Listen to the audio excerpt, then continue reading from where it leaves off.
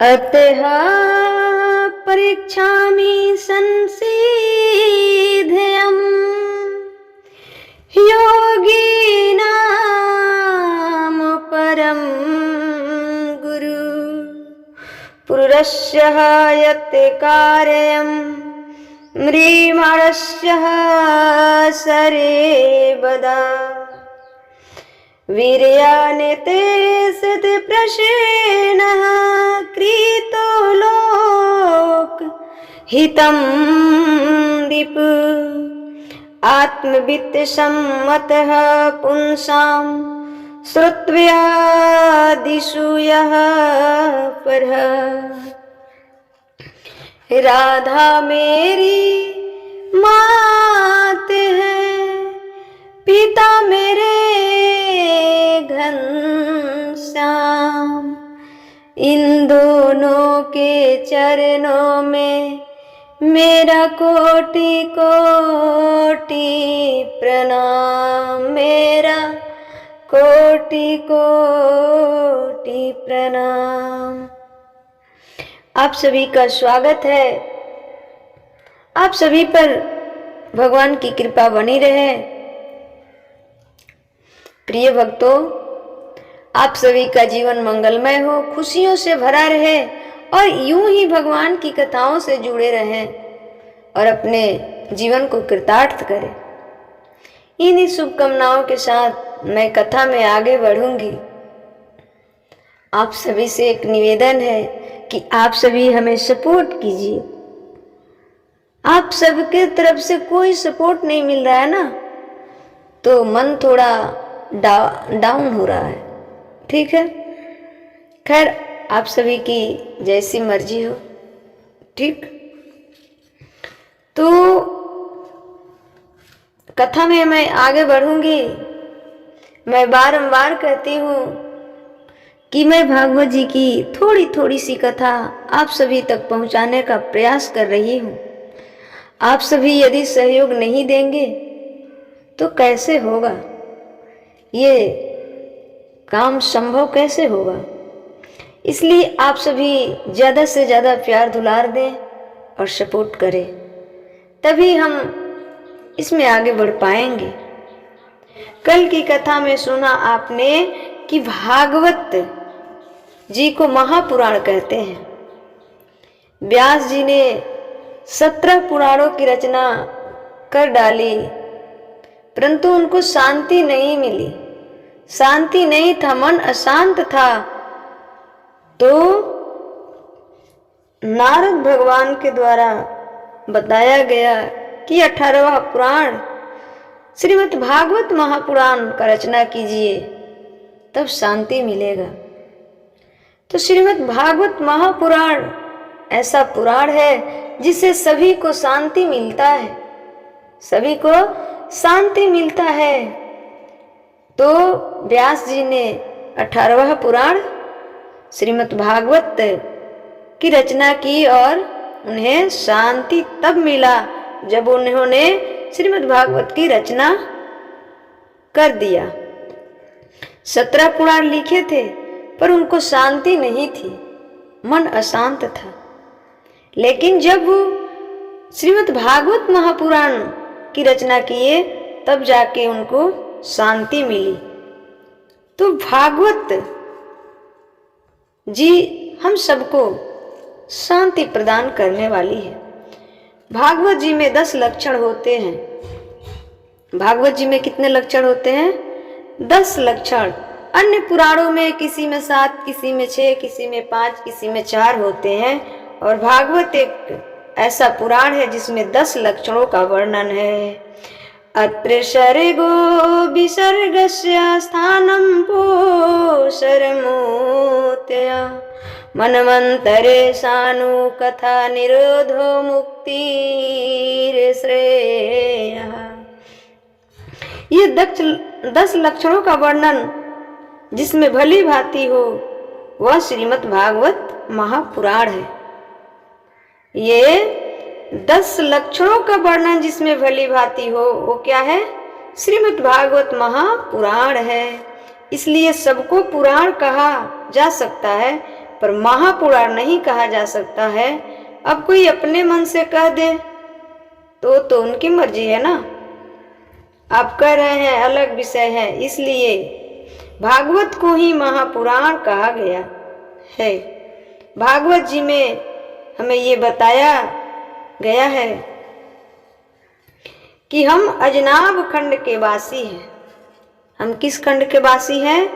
अजनाब खंड के वासी हैं। इस अजनाब खंड को, इसमें ये भी लिखा कि ये जो अजनाब खंड ये कितने बड़ा है, ये कितने बड़ा है। ये जो हमारा भारत है ना, ये भारत कितना बड़ा है। ये भारत इतना सा नहीं है, ये भारत इतना सा नहीं है जितना आज प्रेजेंट में है, जितना आज प्रेजेंट में है।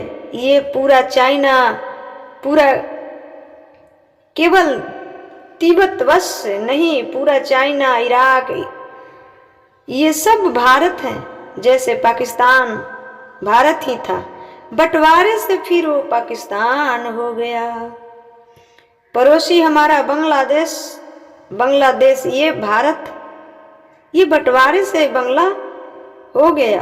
उसी प्रकार उस जमाने में, जिस जमाने में हमारे राजा महाराजा भगवान राम थे, भगवान श्री कृष्ण थे, जिस जमाने में हमारे राजा महाराजा भगवान राम थे, भगवान श्री कृष्ण थे, उस जमाने में चाइना चीन कुछ नहीं था। उस जमाने में चाइना चीन कुछ नहीं था, पूरा अजनाब खंड भारत था, पूरा अजनाब खंड भारत था। ये पूरा अजनाब खंड ही है, चाइना भी उसमें आता है। इतना बड़ा तो था हमारा भारत देश। तो प्रिय भक्तों, ये भागवत जी परम जो जानकारी लोगों को नहीं थी, वो भागवत जी के माध्यम से हमने आपको दी। आगे हम आपको और बताते चलेंगे, आप सुनते और समझते चलिएगा। आप लोग सुनिएगा, समझिएगा, तब हमारा ये चिल्लाना सार्थक होगा। अन्यथा जब सुनिएगा ही नहीं तो फिर हमारे चिल्लाने से क्या लाभ, क्या फायदा। ये सब बातें लिखी की लिखी रह जाएंगी, कोई जान ही नहीं पाएगा, क्योंकि पहले ही हमारे देश के इतिहास को छिपाया गया है, दबाया गया है, कुछ मुगलों के द्वारा और कुछ हमारे नेताओं सरकारों के द्वारा। ठीक है, तो ये सब जानना जरूरी है। प्रियव्रत जी के वंश में आगे चलकर श्री ऋषभ देव जी का जन्म हुआ। प्रियव्रत जी के वंश में आगे चलकर श्री ऋषभ देव जी का जन्म हुआ और ऋषभ देव जी ने अपने 100 बच्चे, उनके सभी 100 बच्चे को इस अजनाब खंड को ही भारतवर्ष कहने लगे। इस अजनाब खंड को ही भारतवर्ष कहने लगे, क्योंकि हमारे देश में 3 भरत हुए हैं। हमारे देश में कितने भरत हुए? 3। हमारे देश में 3 भरत हुए हैं। ऋषभ देव जी के सबसे बड़े पुत्र का नाम भरत हुआ, उनके नाम से देश का नाम भरत पड़ा। हमारे देश और श्री रामचंद्र के भाई भरत, शकुंतला नंदन भरत, 3 भरत होने के कारण हमारे देश का नाम भारत पड़ा। हमारे देश का नाम भारत क्यों पड़ा? हमारे देश में 3 भरत हुए हैं। 3 भरत होने के कारण हमारे देश का नाम भारत पड़ा। किसी भी शास्त्र में इंडिया नहीं मिलेगा, अजनाब खंड, भारत ये सब मिलेगा, पर इंडिया जो हमारे देश का नाम है वो अंग्रेजों के द्वारा रखा गया नाम है। और जब से अंग्रेज आए उसके बाद ये भागवत गीता उससे पहले लिखी हुई है ना, तो भागवत जी में, गीता में भी भारत नाम मिलेगा। अजनाब खंड तो है ही, परंतु ये इंडिया नाम नहीं मिलेगा। लेकिन कोई दिक्कत नहीं, एक व्यक्ति का कितने भी नाम हो सकते हैं, पहचान करने के लिए इससे कोई दिक्कत नहीं है। तो हमारे देश में 3 भरत हुए हैं। 3 भरत होने के कारण हमारे देश का नाम भारत पड़ा। 3 भरत कौन कौन? ऋषभ देव जी के बड़े पुत्र, राम जी के भाई भरत, शकुंतला नंदन भरत। ठीक है, देश का नाम भारत पड़ा। हमारे देश को पहले क्या नाम था? हमारे देश का पहले नाम क्या था? हमारे देश का पहले क्या नाम से पुकारते थे? अजनाब खंड। क्या पुकारते थे? अजनाब खंड। अजनाब खंड ही कहते थे पहले। इसके पहले आर्यव्रत कहते थे। ठीक है, आर्यव्रत के बाद इसे कहा गया भारतवर्ष। कब से भारत नाम पड़ा हमारे देश का? भरत के नाम से। ये जड़ भरत की कथा मैं आप सभी को सुनाऊंगी। ऋषभ देव जी के बड़े पुत्र हैं जड़ भरत जी।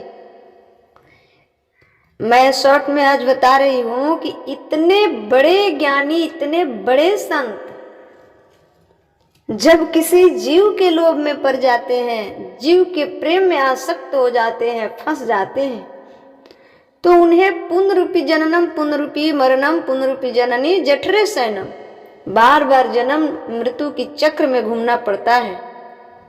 तो हम और आप क्या है? सुनिएगा ध्यान से। अभी 3 भरत हुए हैं, शकुंतला नंदन भरत, राम जी के भाई भरत और ये जड़ भरत। ये तीसरे भरत, इन्हीं तीनों के बाद से मेरे देश का नाम पड़ा भारत। तो ये भारत नाम पड़ा, इसके बाद हमें हिंदुस्तान नाम से पुकारा गया। किस नाम से पुकारा गया? हिंदुस्तान नाम से पुकारा गया। फिर इस देश का नाम क्या पड़ा? जब हमारे देश से चाइना अलग हो गया, इराक, ईरान अलग हो गया, अफगानिस्तान अलग हो गया, तो जो अफगानिस्तान इत्यादि के जो लोग थे ना, उस तरफ वो लोग कहते थे हम लोगों के ये सिंधु सिंधु, तो वहां ना सा को घ बोलते हैं। स को क्या बोलते हैं? घ बोलते हैं। शुद्ध नहीं बोल पाते। स को हा, स को हा। कई लोग ना जैसे नारायण क्या बोलते हैं? नारायण।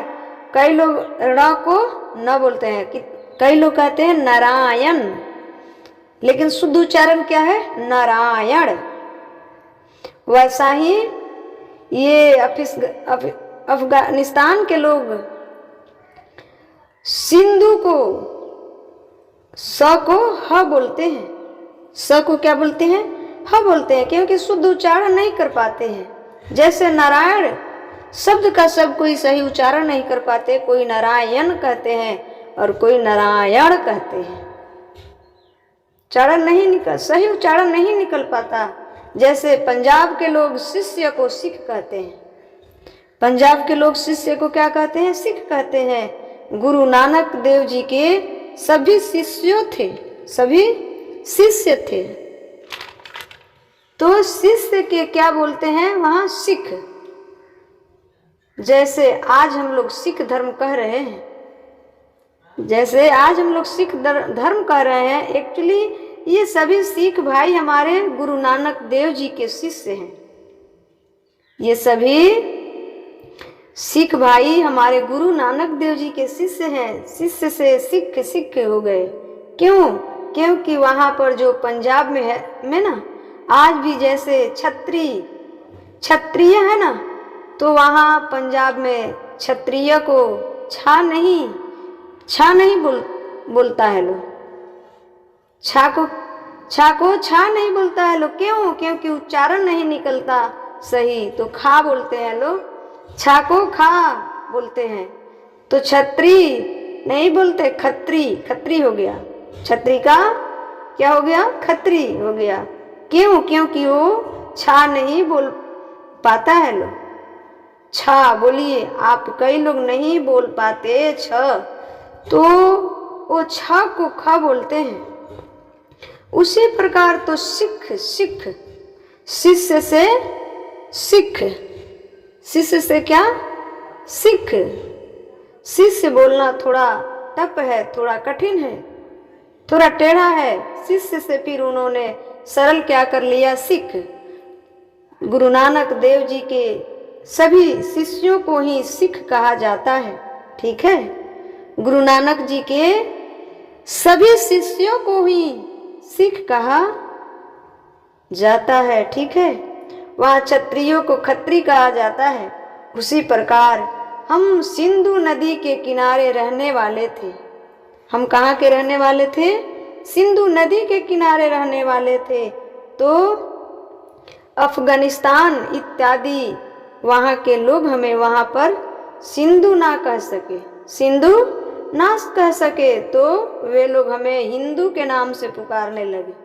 किस नाम से पुकारने लगे, हिंदू के नाम से पुकारने लगे। हिंदू हिंदू कि ये हिंदू, सिंधु नदी के तट पे रहने वाले लोगों को हिंदू, तो हिंदुस्तान नाम पड़ा।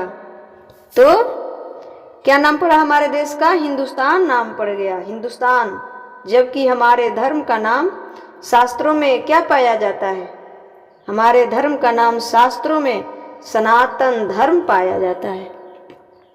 हमारे धर्म का नाम क्या पाया जाता है शास्त्रों में, सनातन धर्म पाया जाता है।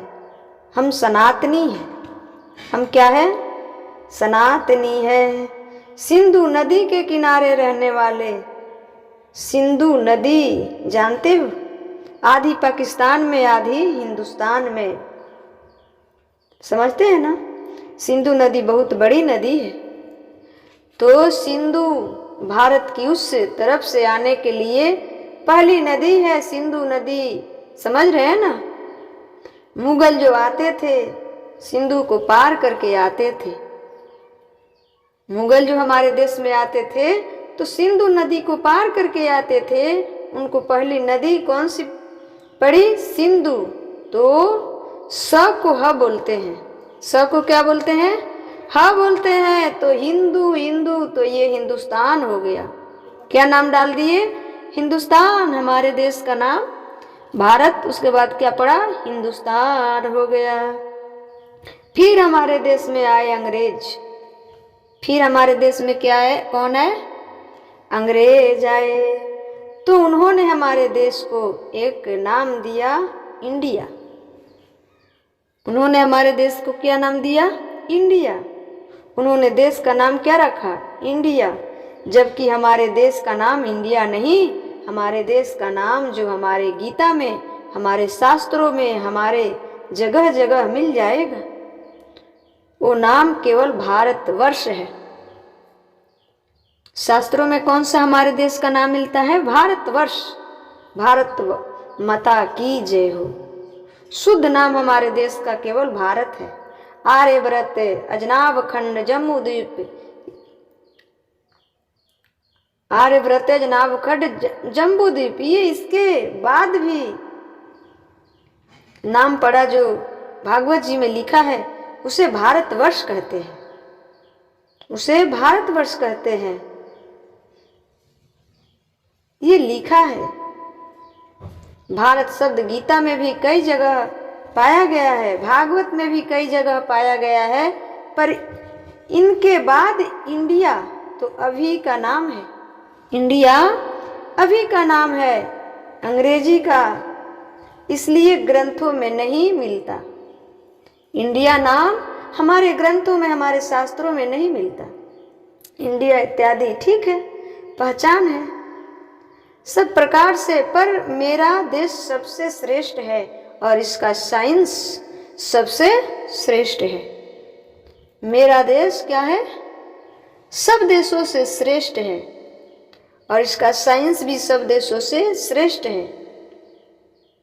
मैं आपको बताऊंगी कि पृथ्वी का विस्तार कितना है, पृथ्वी का विस्तार कितना है, कहाँ से कहाँ तक पृथ्वी है, कितना व्यास है पृथ्वी का, सब कुछ लिखा है भागवत जी में, सब कुछ लिखा है भागवत जी में।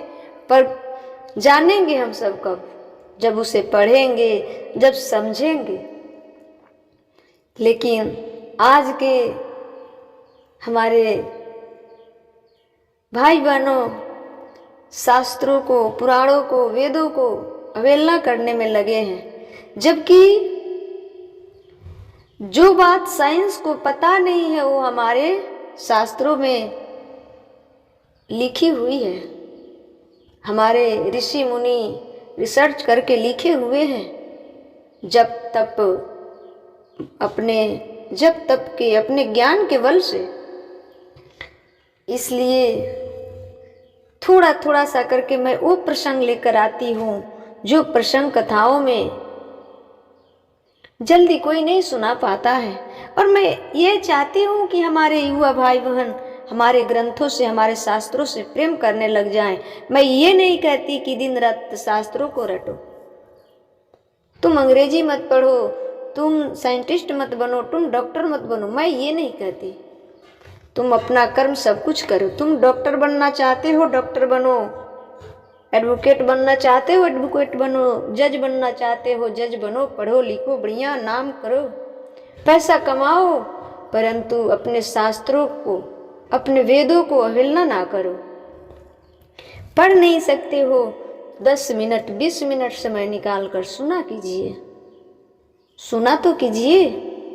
यदि कल को आपसे कोई प्रश्न कर दिया कि भाई जज है, भाई साइंटिस्ट है, तो आप क्या उत्तर दे पाएंगे? आप क्या उत्तर दे पाएंगे यदि आप सनातनी है तो? इसलिए हम सभी सनातनियों को ये धर्म है, अपने शास्त्रों को सुने या पढ़े। जिसे गृहस्थ जीवन जीना है उसके लिए तो रामायण, रामचरितमानस अति आवश्यक है। श्रीमद् गीता अति आवश्यक है। भागवत जी में भी बड़े सुंदर प्रसंग है। देवहूति संवाद में गृहस्थ जीवन की, देवहूति संवाद में बड़े सुंदर प्रसंग है। तो ये जो वेद है हमारे, वेद भाष्ट है, वेद कठिन है। वेद को समझने के लिए ही ये 18 पुराण बनाए गए। 18-17 पुराण नहीं पढ़ सकते हो, कोई बात नहीं, एक श्रीमद् भागवत महापुराण को तो सुन लिया करो, पढ़ लिया करो। इससे बहुत सारी नॉलेज, बहुत सारी जानकारियां मिल सकती है। परंतु कब? जब हम पढ़ेंगे, सुनेंगे, जानेंगे, तब आप बड़े बड़े साइंटिस्ट बने, बड़े डॉक्टर बने, बड़े इंजीनियर बने। मैं भगवान से प्रार्थना करूंगी कि आप बड़े लेवल पर जाइए, परंतु अपने शास्त्रों को अवहेलना मत कीजिए। शास्त्रों को 10 मिनट, 5 मिनट, 20 मिनट समय निकाल कर सुना कीजिए। 24 घंटा समय पैसा कमाने में, परिवार के लिए, प्रतिष्ठा के लिए, नाम के लिए देते हो, तो 10-20 मिनट समय भी भगवान के लिए दे दिया करो ना। 10-20 मिनट समय भी भगवान के लिए दे दिया करो। क्योंकि ये जैसे बालू को, रेत को अपने मुट्ठी में बांध लोगे ना, मुट्ठी बांधे रहोगे और धीरे धीरे धीरे धीरे खिसक जाएगा, धीरे धीरे खिसक जाएगा। उसी प्रकार हमारी ये जीवन है, उसी प्रकार हमारी ये जीवन है। ये पैसा, ये मान, ये प्रतिष्ठा, ये संतान, ये पति, ये पत्नी, सबको लेकर चलना सही बात है, परंतु भगवान को भी तो नहीं भूलना है ना। उनको भी साथ में लेकर चलो ना।